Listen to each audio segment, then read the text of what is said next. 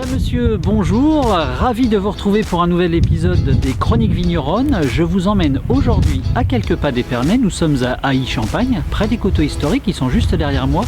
Et je vous emmène donc à la rencontre de Claude Giraud, le propriétaire de la maison de champagne Henri Giraud. Venez.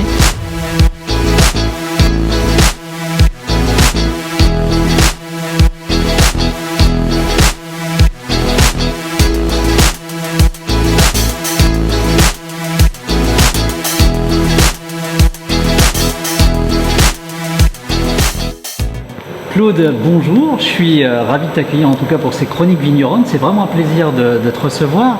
Alors Claude, la maison Henri Giraud, c'est quand même une maison connue, est-ce que tu peux nous parler des valeurs finalement de la maison et puis ce que tu transmets, ce qu'on t'a transmis? Les valeurs de la maison, tu sais, c'est relativement simple. On est dans une maison engagée, ça, tu as bien compris, engagée pour le renouveau de la Champagne, ça date des années 80. En fait, moi j'ai repris la maison en 82. La première chose que j'ai constatée, c'est ce regard un petit peu de recul sur la Champagne. Je me disais, mais on est embourbé là, mais comment on va bouger de ça, comment on va décoincer tout ça? Alors modestement, parce que quand on est gamin, on voudrait tout casser, puis après on se rend vite compte que c'est pas comme ça. Mais c'est ça, c'est l'engagement pour faire bouger la Champagne. Et puis tu vois, ça a porté ses fruits. Bien sûr, on n'était pas les premiers, il y en a d'autres. Hein. Aujourd'hui, c'est tout le mouvement qui arrive derrière.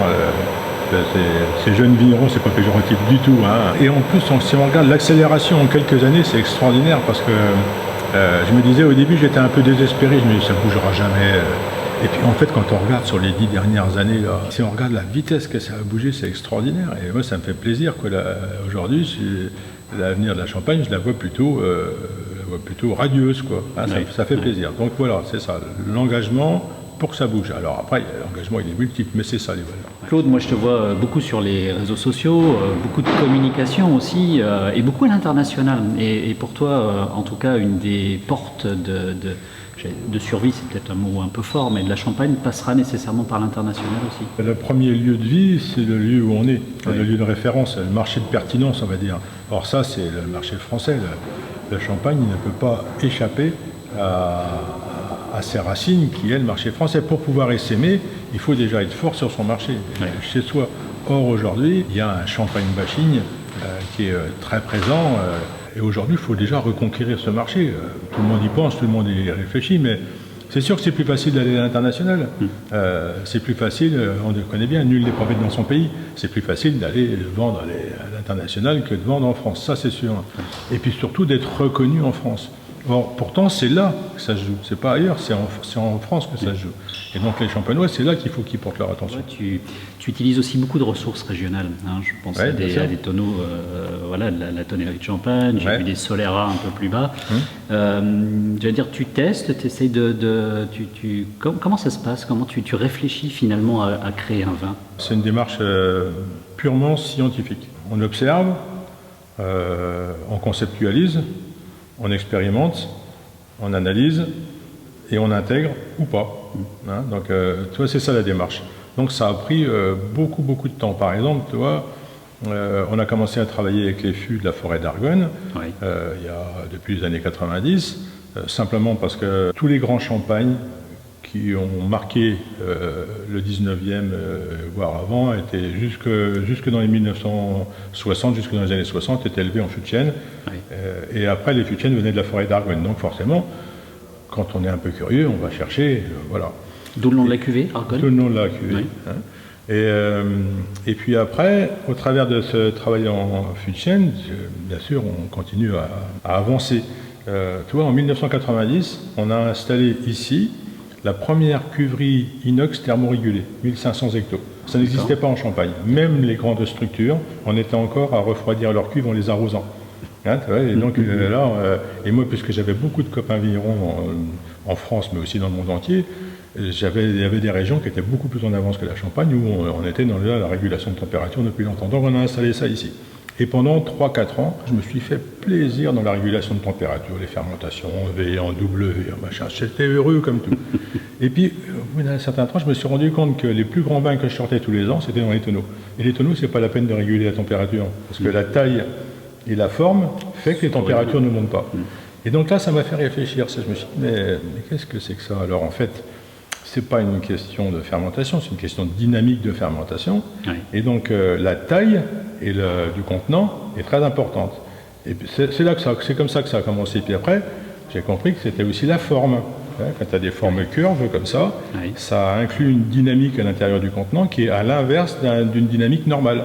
Si tu mets une casserole d'eau sur le feu, tu t'apercevras que tu as une colonne chaude qui monte au milieu, quelle que soit la source de chaleur. Dans les tonneaux, c'est l'inverse. La colonne chaude, elle monte sur les côtés, oui, et puisqu'en haut, il n'y a pas la place, ça redescend. D'accord. Et donc ça fait exactement l'inverse. Et ça a un avantage extraordinaire, c'est que ça étale les lits sur le fond du contenant. Ça marche pour les tonneaux, ça marche pour les cuves en forme d'œuf, c'est toujours pareil. En fait, ce qui est intéressant, c'est pas le bois, c'est pas le chêne, ni la matière. Ce qui est intéressant, c'est la forme et la taille qui favorisent le contact du vin et de sa lie. Et puis on a été jusqu'au bout de la démarche, comme toujours, c'est-à-dire qu'après on a cherché. Le bois, le problème du bois, c'est qu'il y a un impact sur les vins. Donc il faut des vins qui soient costauds pour équilibrer le bois, parce que tout est une question d'équilibre.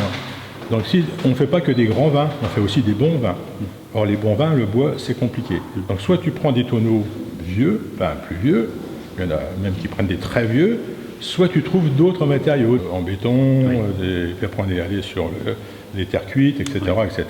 L'inox, ça n'a qu'une seule utilité, c'est de construire des gros contenants. C'est autoporteur et on fait des trucs énormes avec des cathédrales d'inox, d'accord. Oui. Mais c'est la seule utilité. Or, pour moi, les grands vins, ça se vinifie dans les petits contenants. Je vais revenir un peu quand même aussi, on en parlait juste avant cette interview, on parlait aussi du ratafia. Je trouve que depuis quand même quelques années, il y a un regain en tout cas et un attrait un peu plus poussé du ratafia.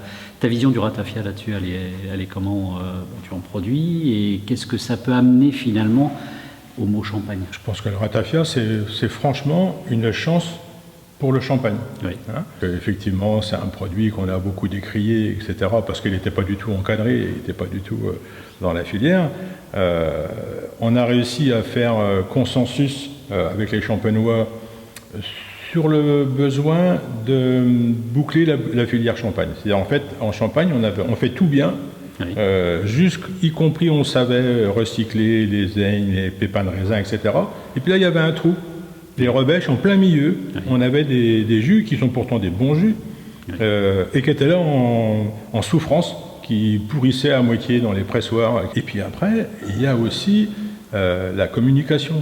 On a en Champagne une communication qui est hyper rigide. Alors là, on est dans des nouveaux produits, il y a une, oui, demande énorme des gens, des consommateurs, des sommeliers, des chefs, il y a une demande énorme de produits naturels à histoire, à terroir. Là, on est en plein dedans, les crafted spirits. Franchement, le ratafia, c'est une belle occasion décontractée, oui, sur d'autres marchés, de parler de la Champagne avec un autre discours. Par exemple, les chefs sommeliers, alors les chefs tout court, des accords nouveaux, c'est avec des saveurs nouvelles, oui, et les chefs sommeliers, une autre façon, d'autres mots, d'autres discours pour parler de la Champagne à table, parce que c'est un beau produit de gastronomie. Ça, c'est un beau produit de gastronomie.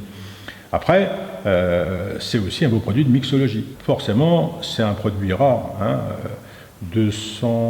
380 bouteilles à l'hectare, on va dire, 116 litres par mare de 4000 kilos, ça fait pas beaucoup, quand tu ramènes ça à l'hectare, oui, ça vient du raisin de Champagne. Donc c'est quand même un produit, bon, ça fait quand même un potentiel de 15-20 millions de bouteilles, mais bon, c'est quand même un produit rare, confidentiel, donc c'est fait aussi pour avoir un positionnement, pas dire luxe, mais là, craft, artisanat d'art, quoi. Oui, oui. Alors, qu'est-ce qui fait d'un cocktail que ça peut être un cocktail haut de gamme? Qu'est-ce que c'est qu'un cocktail haut de gamme? Ça, on s'est posé beaucoup de questions. C'est simplement un cocktail qu'on consomme dans des établissements haut de gamme. Il n'y a pas que le ratafia, bien sûr, mais je pense que le ratafia champenois, donc on vient d'avoir l'agrément le 23 décembre de la Commission européenne, donc maintenant c'est définitivement le ratafia champenois. D'ailleurs, il n'y a plus de place maintenant pour ratafia de Champagne. Il faut faire attention parce que c'est la répression des fraudes maintenant qui va regarder ça de près. Donc c'est ratafia champenois et donc aujourd'hui c'est vraiment le produit maintenant fait officiellement son entrée dans la gamme des produits de Champagne et c'est vraiment un beau produit de communication et il est temps maintenant que la Champagne s'en empare pour justement communiquer autrement, vers d'autres consommateurs, d'autres ambiances de consommation. Enfin, il y a vraiment de quoi faire. Je vois aussi, en tout cas j'ai vu sur ton site internet, j'ai vu aussi toutes les actions que tu essaies de mettre en place aussi liées à l'œnotourisme, parce que tu viens d'ouvrir d'ailleurs aussi il n'y a pas très longtemps une maison d'hôtes. Moi il y a un petit truc qui, voilà, je voulais te poser la question, j'ai vu cryothérapie, c'est quoi précisément alors? En fait, tu sais, toutes les régions viticoles, quand on parle d'œnotourisme, on parle du vin, Oui. on parle du raisin aussi. Et moi je me suis posé la question, mais en Champagne on a quoi? On a la craie, on a une craie extraordinaire qui a une densité très faible. On est quand même qu'à 94% je crois de carbonate de calcium, donc beaucoup de gaz. Et donc nous on a décidé de travailler sur la craie. Et donc, et puisque j'ai une fille qui est médecin, mais qui est aussi médecine anti-âge et médecin thermaliste, on est en train de travailler sur des termes, donc les bienfaits de la craie, bain de craie, application de craie. Donc on l'a fait en dégustation, tu vois, intérieur-extérieur. Oui. Et donc on est en train de travailler sur ces bienfaits de la craie. Eh ben voyez, si vous voulez une expérience de la craie à l'intérieur ou de la craie à l'extérieur, vous savez où il faut venir. En tout cas, Claude, j'étais ravi de t'accueillir pour ces chroniques vigneronnes. N'hésitez pas, vous retrouvez ces chroniques vigneronnes sur Champ TV, sur viticulteur.market. Et puis bien sûr, je vous invite forcément à venir rencontrer Claude sur la maison, sur l'exploitation. Vous êtes les bienvenus pour un séjour, parce qu'il y a une maison d'hôtes aussi, il faut le savoir. N'hésitez pas, tout ça c'est sur Internet, vous le trouverez assez facilement. Et puis, Claude, forcément, les réseaux sociaux, on y voit aussi.